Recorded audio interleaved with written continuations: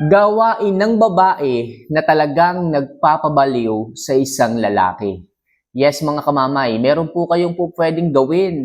Meron po kayong po pwedeng i-apply sa isang lalaki sa inyong relasyon na talagang makakapagpapabaliw sa kanila.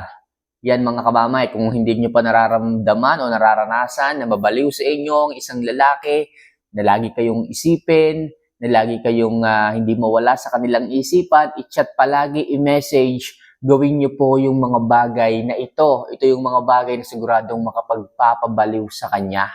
So mga kamamay, ulitin ko, at the end of this video, pipili ulit tayo ng isang sitwasyon sa comment section at yan po ang ating bibigyan ng pahapyaw na advice. Okay, kaya hanggat maaari, maglagay na po kayo kaagad ng inyong situations, inyong nararamdaman, kung ano man ang po pwede nyong itanong sa akin about sa relationship situation ninyo. So, gawin nyo na po. Pipili po ako dyan everyday.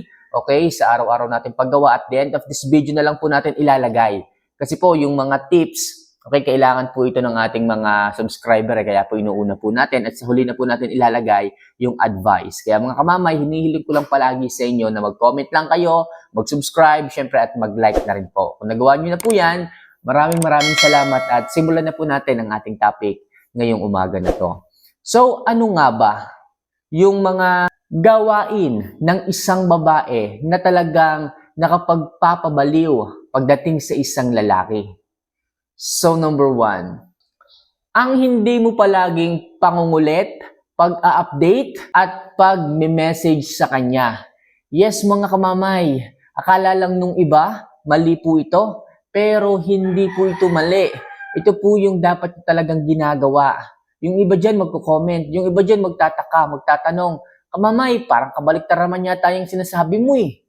Kapag mahal mo ang isang tao, dapat palagi kang nagpaparamdam. Kagaya namin. Okay? 2 buwan pa lang kami sa relasyon, palagi ako nag-update, lagi akong tawag ng tawag, lagi akong miss call ng miss call, update ng update. So mga kamamay, ako po nagsasabi sa inyo, yung pong paganyan-ganyan ninyo, palaging pangungulit, palaging pag-message, palaging pag-update, palaging pagtawag, sa umpisa lang po ng relasyon yan, masarap. Sa umpisa lang po ng relasyon yan, masaya. At sa umpisa lang po ng relasyon yan, okay, nakakakilig. Pero pag tumagal na kayo ng taon, tumagal na kayo ng 5 taon, 1 dekada, nakakasuya na po yan. Yung palagi yung pangungulit, lagi yung pagtatanong kung nasaan na ang isang lalaki, ayaw po ng mga lalaki yan. Kung gusto mo na humaba ang inyong pagmamahal, kung gusto mong lagi kang isipin at kabaliwan ng isang lalaki, tigil-tigilan mo yan. Yung madalas na pag-update, yung palaging pagtawag, nauumay po ang isang lalaki kapag kaganyan. Okay? Ayaw po namin nung ganyan. Ang gusto namin, kami ang nag-iisip sa inyo. Kamamay, anong dapat namin gawin kung hindi kami magpaparamdam, hindi kami palaging mangungulit o mag-chat, mag-update? At sa akin lang naman, sakto lang dapat.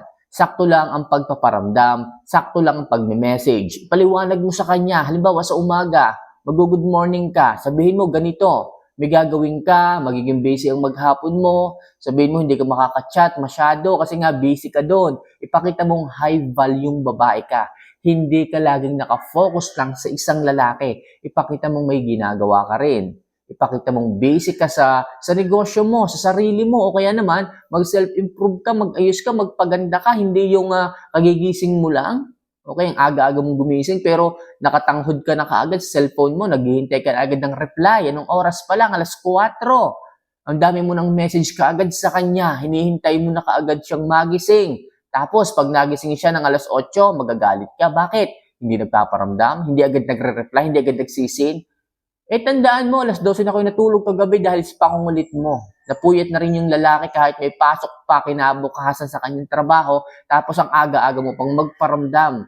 Okay, sinong matutuwa sa ganyan? Sa umpisa nga lang, sinasabi ko sa inyo, sweet yan.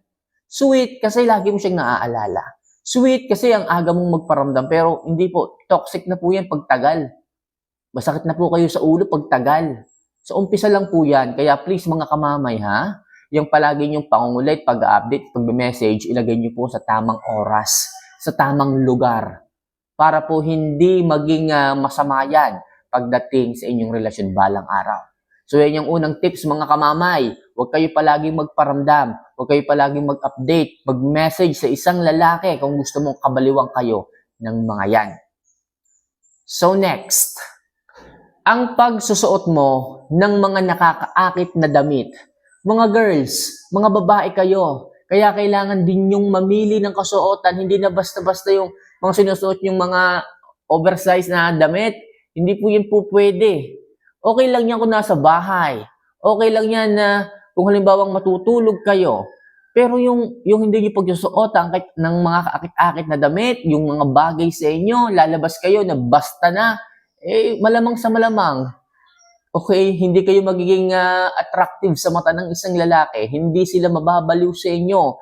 Pero kung kayo yung mga babaeng talagang pinipili ninyo yung mga babagay sa inyo, hindi yung bili lang kayo ng bili ng kahit na ano, basta may maisuot, basta malinis, basta presentable, okay naman yun. Pero dapat mga kamamay, pumili din kayo na talagang, okay, nag-i-stand out sa mata ng isang lalaki.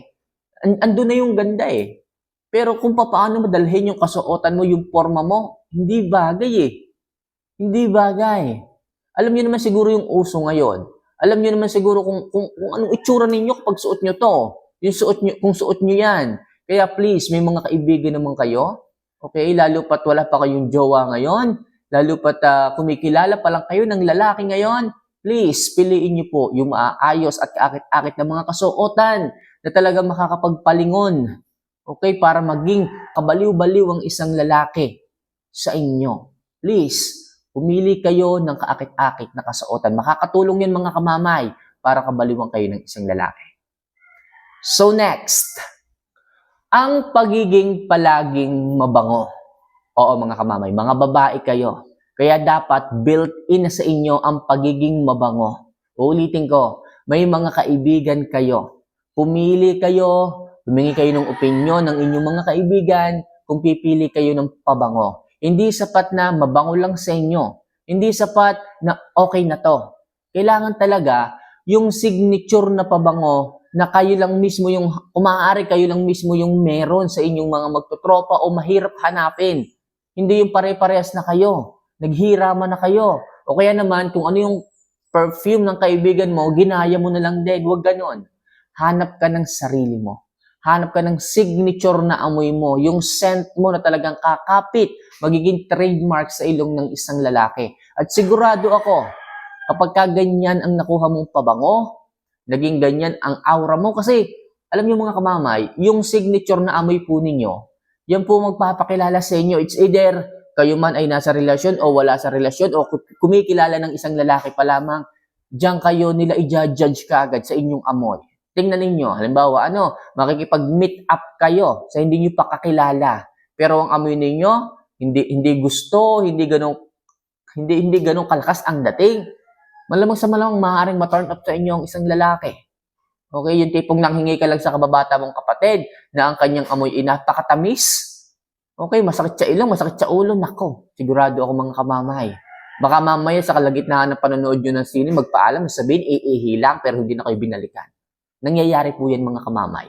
Kaya please, yung pagiging palagi nyong mabango, okay, nakakatulong po yan upang kabaliwang kayo ng isang lalaki. Yung tipong hinahanap-hanap nila yung amoy ninyo na kahit wala na siya sa tabi mo. Okay, o kaya naman, hindi kayo nagkikita, talagang naaamoy ka pa rin niya. Yung iba nga diyang mga lalaki, humihingi pa ng panyo eh. Sabi nila, sprayan daw nung pabangong ginagamit mo, ganong kalakas o ganong katindi ang hatak kapag meron kang mabangong, alam mo yun, mabangong katawan, mabangong ikaw. Kaya please mga kamamay, choose the right scent and perfume na gagamitin ninyo kasi napakahalaga po niyan.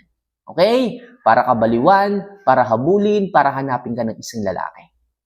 So next, ang pagiging masayahin mo at hindi pagiging toxic.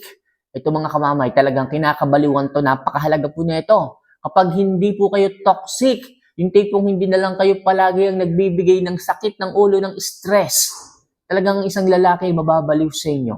Kumpara dun sa mga babae na wala nang ginawa kundi magselos. Kumpara dun sa mga babaeng wala nang ginawa kundi magbigay ng sakit ng ulo. Okay? Kaya please, kung gusto nyo kayo ay kabaliwan, maging masayahin kayo. Hindi yung lalapit pa lang sa inyo yung isang lalaki, mukha ninyo, sambakol na. Yung mukha ninyo, okay, akala mo pinagsakluban palagi ng langit at lupa. Huwag ka lang makukulbit, talagang mangangagat.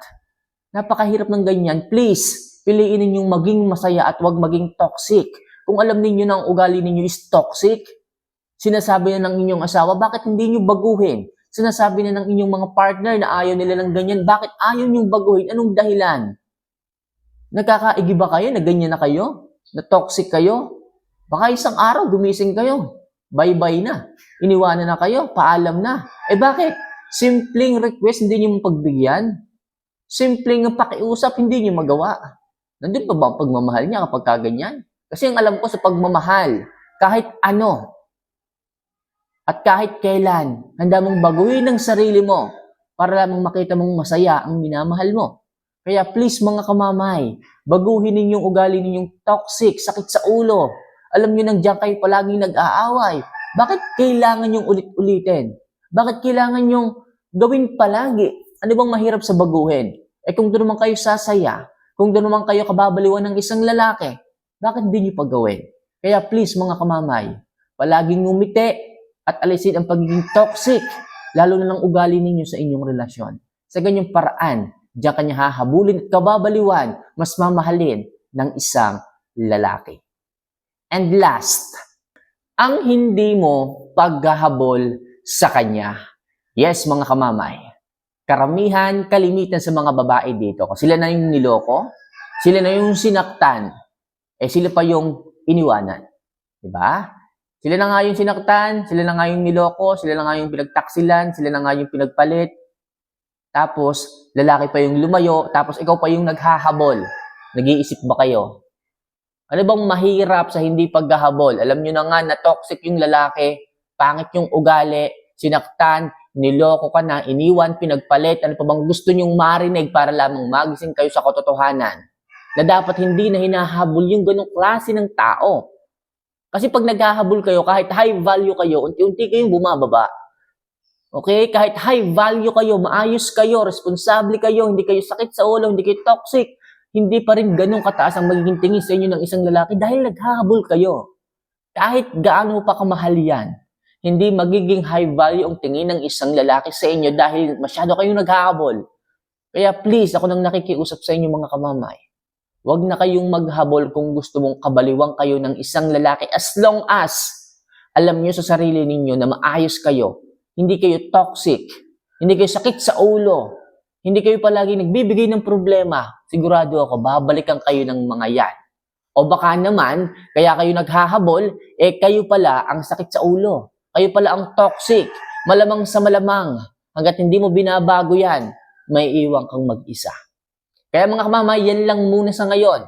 Ang mga ilang tips kung gusto niyo pong kabaliwang kayo ng isang lalaki sa inyong relasyon. Sundan nyo lang po yan ng maayos. Kung kailangan nyo ng gabay, i-message nyo po ako, mag-comment po kayo, pag-usapan ulit natin yan sa susunod na video.